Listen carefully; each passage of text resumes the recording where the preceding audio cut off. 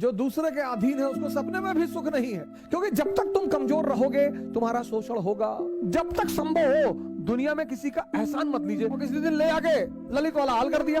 शेर जब उसकी आवाज सुनता है तो शेल्टर मांगने लगता, भागने लगता। किसी से अगर 1 रुपये खा रहे हैं तो उसे 2 रुपये खिलाइए। और लड़कों को तो कोई हक नहीं है। अब दुनिया में जब भी आप किसी के सहारे जीते हैं, किसी का मत खाइए सर।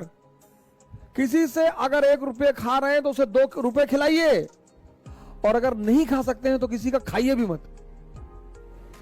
मिर्जापुर में ललित का हाल देखे ना, ऐसे ही हाल होता है। जो दूसरों के सहारे जिंदा रहते हैं, ऐसा ही हाल होता है सर। अगर आप किसी पर 1 रुपया नहीं खर्चा कर सकते हैं तो उसका 1 रुपया अपने ऊपर खर्चा मत होने दीजिए। जब तक संभव हो दुनिया में किसी का एहसान मत लीजिए, नहीं तो कल आंख दिखाएगा तो आप गाली नहीं दे पाएंगे। इस देश में लोग जितना अपने मां बाप को बुरा भला कहते हैं उतना किसी को नहीं कहते। एक साहब एक बार मेरे पास आए, बोले हमारे मां बाप हमारे सबसे बड़े दुश्मन है। मैंने कहा क्यों? बोले मैं आईएएस की तैयारी करना चाहता हूं और वो मुझे आईएएस की तैयारी नहीं करने दे रहे।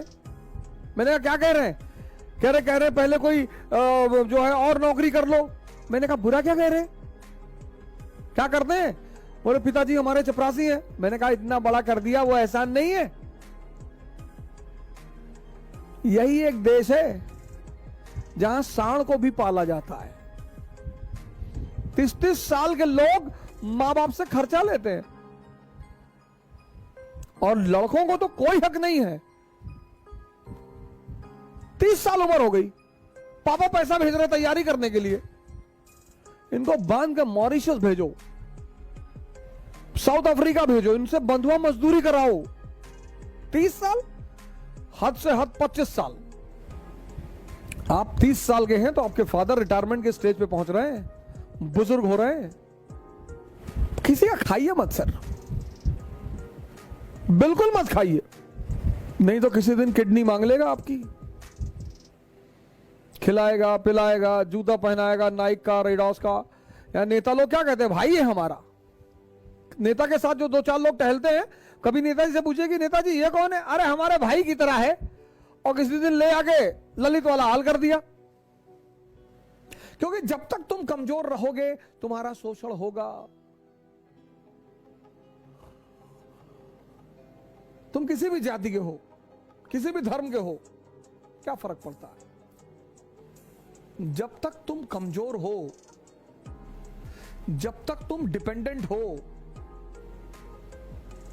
तुम्हारा शोषण होगा। नियम है, नियम है, नियम। पराधीन सपने सुख नहीं, तुलसीदास यही तो कहते हैं। जो दूसरे के अधीन है उसको सपने में भी सुख नहीं है। पराधीन सपने सुख नहीं। एक पक्षी है रैवन, वो बाज के कंधे पे जाके बैठ जाता है, और बाज शाहीन, पक्षियों का राजा है शाहीन। शेर के मुंह से गोश्त निकाल लेता है। शेर जब उसकी आवाज सुनता है तो शेल्टर मांगने लगता है, भागने लगता है। उसके कंधे पे जाके रैवन नाम का पक्षी बैठ जाता है। तो पता है बाज क्या करता है? अपनी उड़ान बढ़ाने लगता है, उड़ान। और जैसे जैसे उसकी ऊंचाई बढ़ती रहती है, ऑक्सीजन लेवल कम हो जाता है। रैवन को भागना पड़ता है। अपनी ऊंचाई बढ़ाओ, इतनी बढ़ाओ कि जितने लोग तुम्हें दबाना चाहते हैं उनका दम घुटने लगे, वो खुद ही भाग जाए। अपनी सारी ताकत अपने में लगाओ।